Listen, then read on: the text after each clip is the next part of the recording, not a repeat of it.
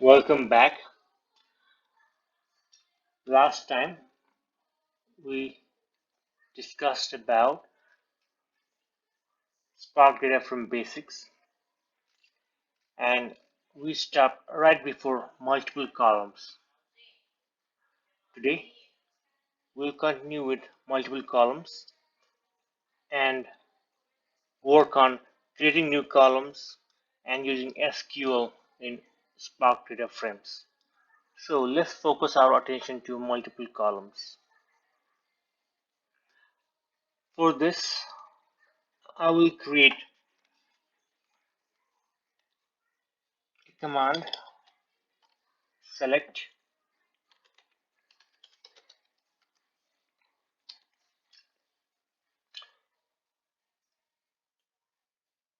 It says projects a set of expression and returns a class data frame. So when I type something here, it will return me a class data frame.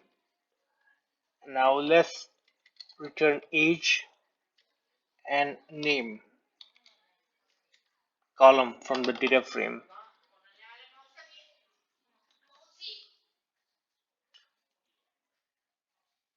Invalid syntax, it says. Okay, I forgot to put here. So it returned a data frame right now. So I want to see what's inside this data frame.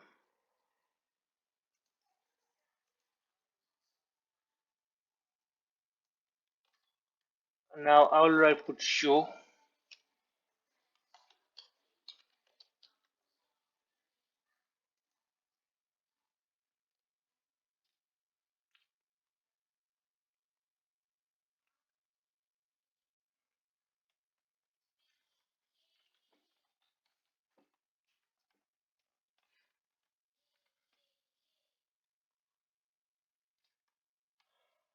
That's how we create multiple columns, or we'll display the multiple columns from the data frame. Next step is to create new columns. How do we do this?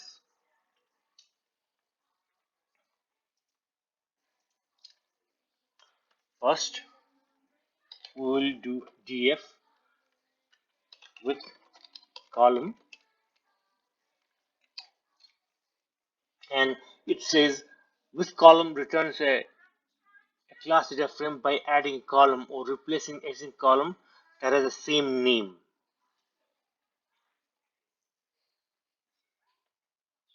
The column expression must be an expression over data frame. Attempting to add a column from some other data frame will raise an error. Okay, so let's add a column here, new age, and what we're going to do is we're going to add a value, assign a value to this new column that's called age. So it's just like a duplicate of the existing column, and it is called new age. So show.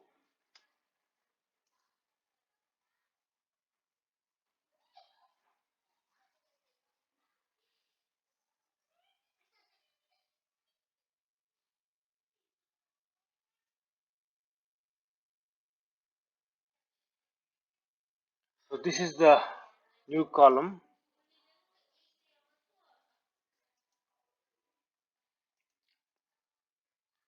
Now what we have is a new, so we want to, but this has not impacted our original data frame, but what it did is it just appended some new column into data frame and displayed to us, but new original data frame has not been impacted yet.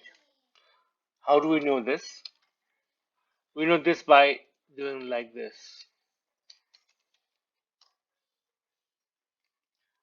Now let me see what original data frame looks like here. This is the original data frame. What we see is the original data frame, and it doesn't have the new column which we added before.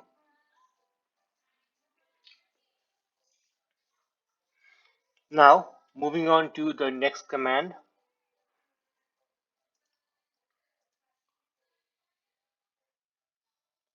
Now we can rename existing column DataFrame dot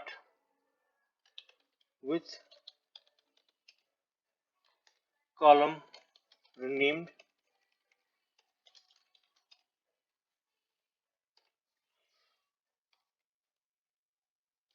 age, and it's going to be super new age. We can rename this to super new age.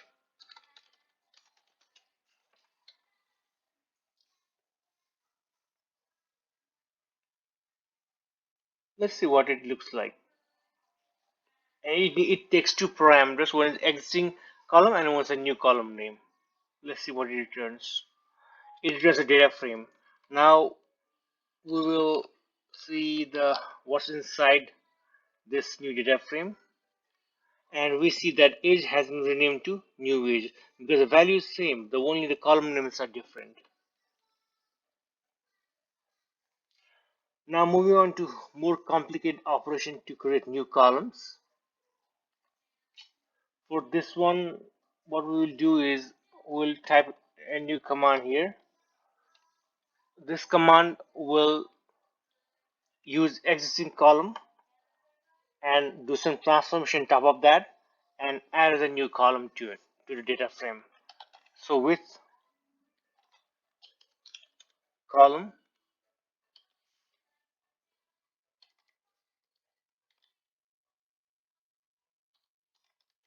double age, data frame use existing data column and modify, transform that and assign to the new column.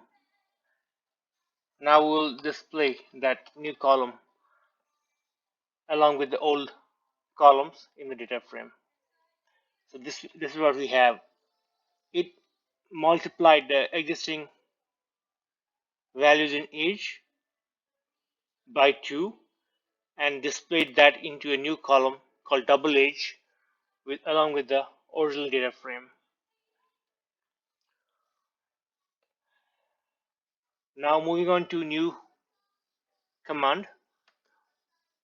This command, what it does is that it takes the existing column, transform that by adding 1 to it, and displays a new column along with the existing data frame. Typing the command for that column.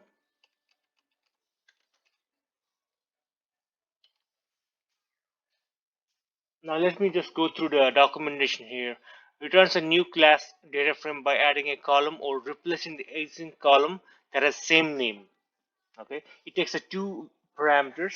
One is column name and one is column. Column is a modified value, but column name is what we give that label to this column. Now we will name the give the label to this new modified column name. It's called half age data frame,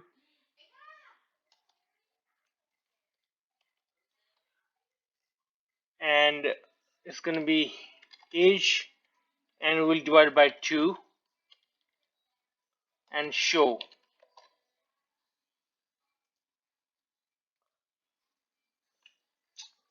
Now what we see is that we have the new column along with the original data frame, and new column is just half of the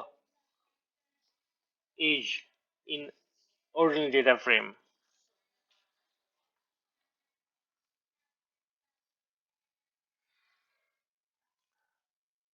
Now we'll work on the new command that displays what it returns when we just type the command without show, and it should return the data frame. Let me just copy this and type it here and remove the show.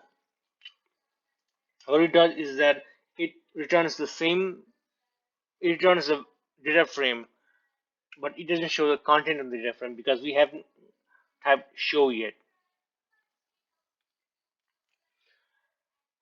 We have finished the complex operation for new columns, and now we are moving to using SQL. Here we'll use SQL to play with data frame. First step is to register the data frame as a view. Data frame create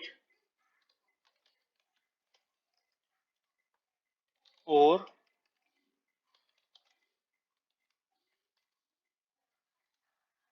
replace.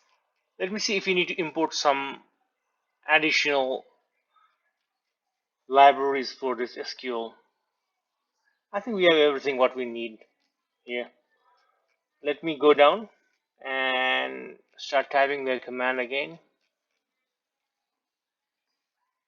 Create replace temp view. Create replace temp, replace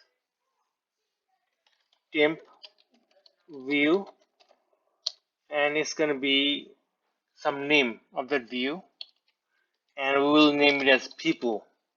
Okay, and let's see what it says. Okay, it accepts what we just typed. Let's select that from this view. Let's select from this view, select everything from people. We'll select everything from this view, and what we're going to do is we're going to put this inside the code and use and put that inside a function called Spark SQL. It accepts the query. Let's read what document this says. Returns a data frame representing result of a given query. Okay, so this returns a data frame, and we'll assign this data frame called SQL results.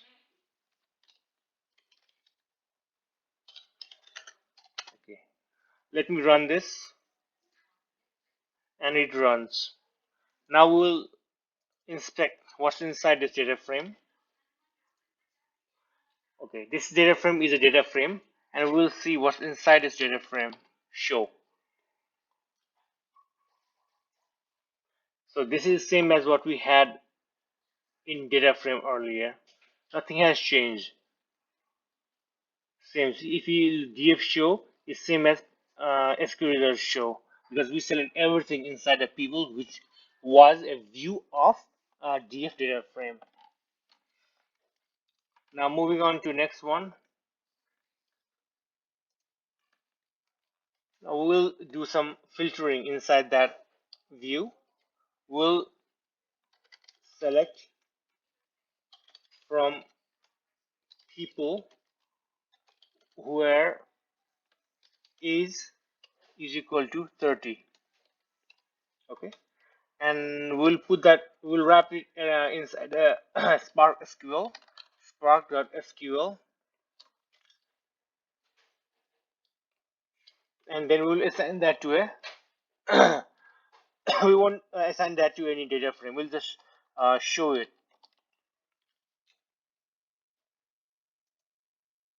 And here we have Andy, it is with Andy whose age is 30. Let me quickly summarize what we discussed today. We discussed about working with the multiple columns, and we discussed about creating new columns and some complex operation on creating new columns. And finally, we talked about using SQL in Spark Data Frame. Thank you so much.